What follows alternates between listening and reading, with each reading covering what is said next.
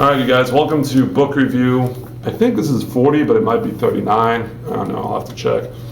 Anyway, this book is Wave of Destruction, the stories of four families in history's deadliest tsunami by Erich Krauss. And actually, I don't think it's the deadliest tsunami anymore. I think that's happened in Japan. But anyway, what this is about the December 26th, 2004 tsunami, which happened because of an earthquake that affected, as I mentioned, or as I will mention, I haven't done the book review yet, in Not Quite Paradise, a story about Sri Lanka, affected Thailand, Sri Lanka, Burma, Indonesia, and even the east coast of Africa. But what this book specifically focuses on, and why I like it, it's obviously about that tsunami, is it goes really local scale. It goes not just to Thailand, but a specific small town in Thailand called, I'm gonna get this, Nam Kim, yeah. And four families that were affected by it directly. And before I get into the four families, what it specifically does is it really personalizes the story. You know, oftentimes in disasters, we hear some anecdote about a family that we're like, oh yeah, but then it'll move on quickly and focus on the numbers, focus on the scale of destruction, but won't focus on how the destruction affected each person's lives and their psychology and the individuality of their person. As well as what this book does early on is it gives a backstory to these people. So when the wave does hit, you get a real sense of who these people are. So, like I said, it's four stories dealing with four couples. Those being Winchen and Nang, Riemann and Wichitry, Puek and Leek, and Dang. And to the degree in their stories, I don't think I'm going to go through every single story because that'll just kind of get bogged down and excessive. But it talks like, for example, well, maybe I will a little bit. Like Dang, her family built a house on an area outside of this city in Thailand about 30 or 40 years ago, but because they were so poor, they built it on land that was technically like a mineral mining rights area owned by this company. And when tourism became really big in Thailand, the mining company wanted to turn this land, which was largely just unused, into a resort area and kick these people off their land, and kind of her fight against that company. Now you'd think that, well, they have the deed, they have the right, but really, de facto, in reality, these people, it was their home. It was there they lived. They never had any problems before with building a house on this land. But the second there was some interest in it, they came in. And what was actually really sickening by the mining company was after the wave hit and all these houses were mostly torn down, a good chunk of its citizens died. You know, there was huge numbers of deaths. I think it was like 5,000 deaths just in this one town. I think that's right. Because of this wave, the mining company came in and essentially tried to use this misfortune in order to claim back their land. So it kind of talks a little bit post-wave about her fight.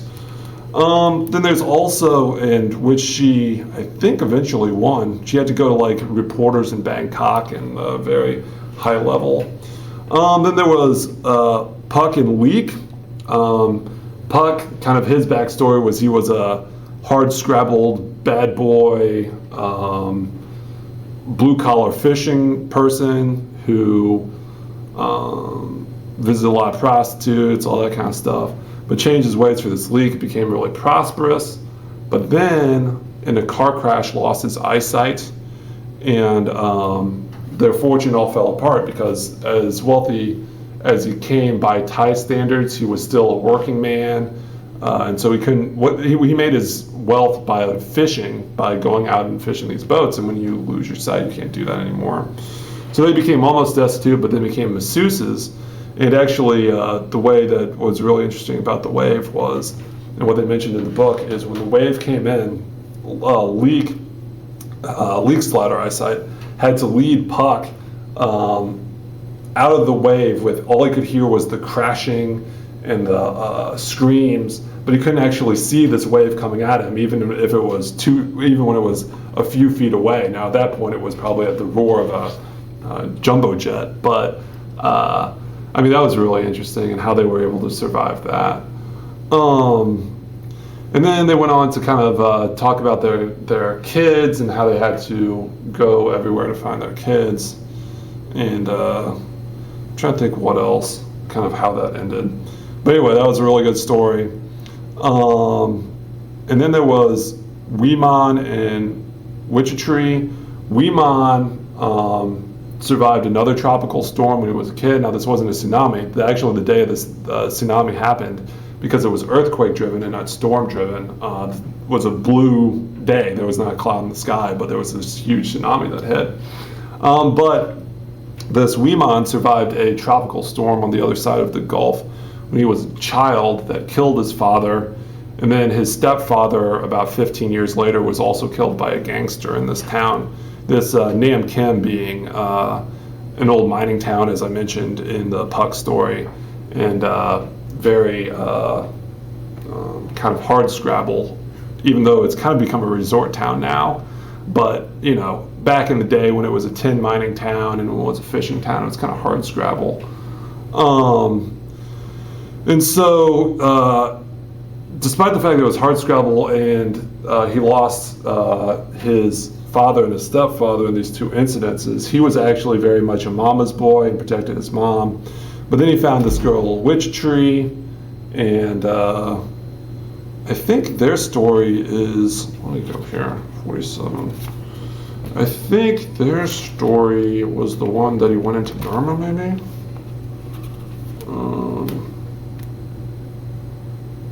Oh no, he was, yeah.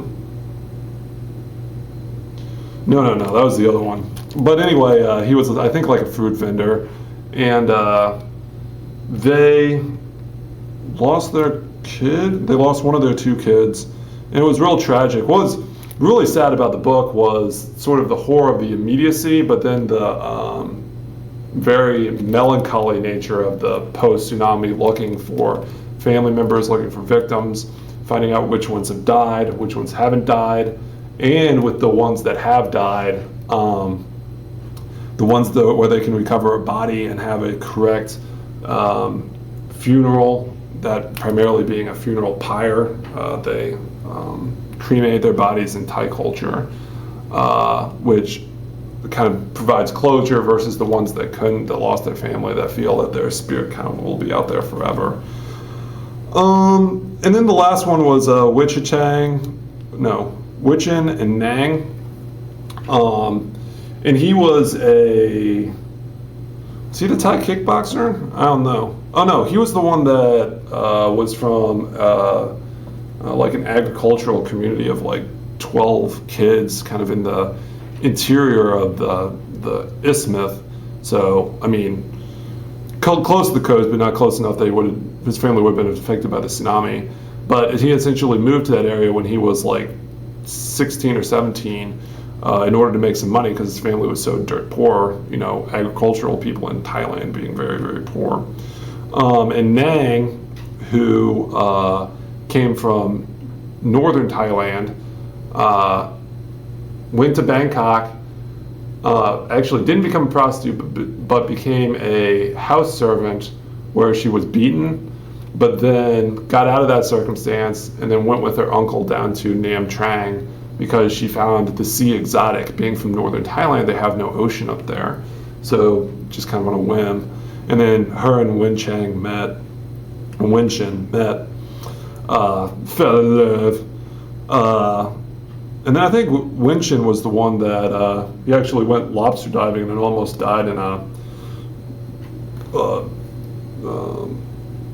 fishing disaster where, he fished in Burma illegally, and the Burmese government almost shot him and killed him, and actually killed a bunch of his fellow fishermen on the boat. So he had this tremendous tragedy kind of just 5 or 10 years before the big wave happened and killed all these people within Nam Chang. But anyway, then the wave came, and like I said, you get sort of the scope of the disaster.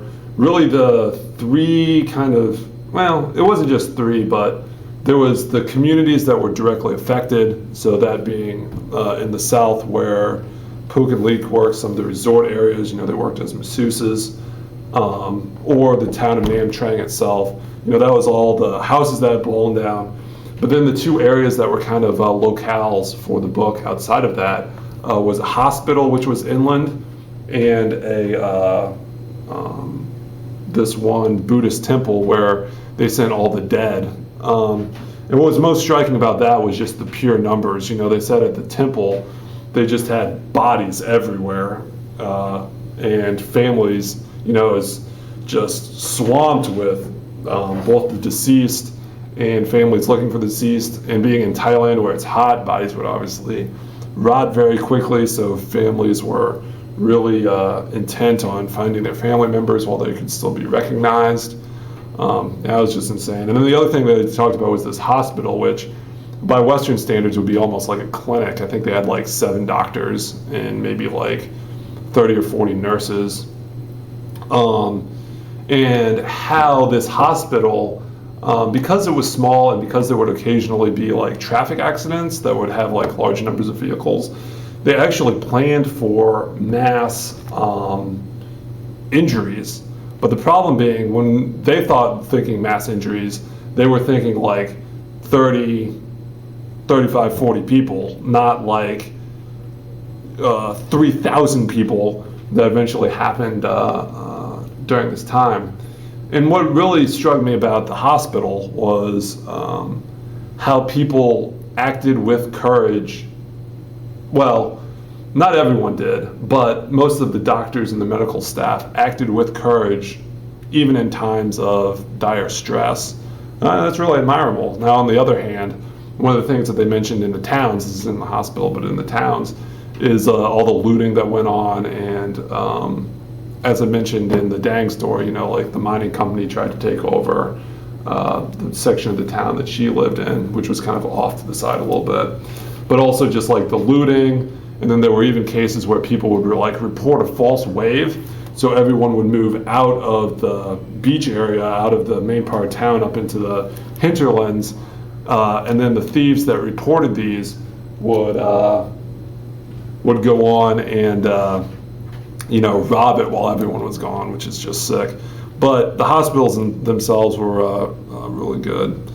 So that was the wave. The first part was like the backstory, and then there's the wave. And then the last two were the hunt for the missing and the road to recovery. And that talked just about like what the people needed, how helping organizations came down. I think it was in Winchen's case, I want to say, maybe, that a fundamentalist Christian organization came in and tried to convert them from Buddhism to Christianity. After this wave happened. Now, I'm a little bit cynical about that because I think it's taking advantage of people spiritually in the same way that, like a mining company might take advantage of people economically during this time of crisis, rather than just acting benevolently or, just towards the betterment of the people. But they also did say, to the Christian organization's credit, that even though they were very strong in trying to convert people to their religion, that they were also very generous with their money. And one of the ways that Wenchen and Nang helped rebuild their house was largely through funds from this fundamentalist Christian organization. Now, they did say that Wenchen and Nang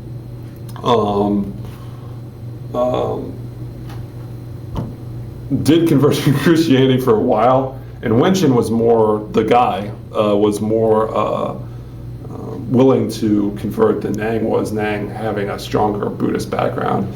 But they did mention that eventually Wenchen stopped going to this church, but he still considered himself a Christian. He still read the Bible. But Nang eventually converted back to Buddhism. Now, this is a number of years later. But still, I mean, it's still a good story because they were able to rebuild and get their lives back together. Dang did eventually defeat the mining company, as I mentioned. And one of the things she mentioned is that the coconut trees that she had known as little saplings in her youth that had grown big as she'd grown older, those had all been knocked down. But after this huge fight with the mining company that was just like on the, it was David versus Goliath, and on the verge of the mining company winning constantly, that once she got her land back, she was actually able to replant coconut trees at the end and kind of not relive her youth, but kind of it was sort of a metaphor for reestablishing herself on her property. Let's see, Puck and Leek and Weemon. Yeah, I don't know. I think Weemon, or was it Wenchen? I don't know. One of them talked about how they lost one of their kids in these artificial lakes that were built behind their property. And so they built these lakes, I think, as a combination of like fishing ponds, like big fishing ponds, so you wouldn't have to go out and fish. You could just dump fish in these ponds as a secondary way of getting fish besides fishing. And then also as a town water reserve. Just, being a town, you need a water reserve.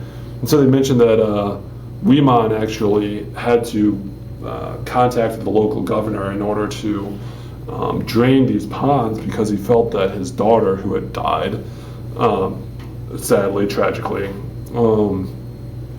he had to pump all the water out of these ponds because some of the bodies in these ponds, after the wave had come through and killed these people, were floating on the top, but some of them had fallen to the bottom. And we're talking ponds that are, 30 feet deep. And it took a long time for them to do it. He actually never found his daughter, which is kind of sad in the end, but I don't think he did. But, it was at least a good effort. And something that wasn't initially done, it really took the initiative of Weemon.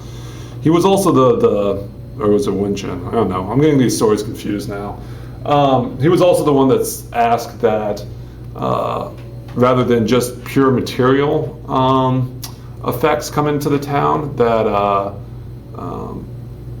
whatever charity organizations also send in psychologists to deal with the people, which would make sense, you would think, but kind of in the unprecedented nature of how this happened, this is before the Japanese tsunami tragedy.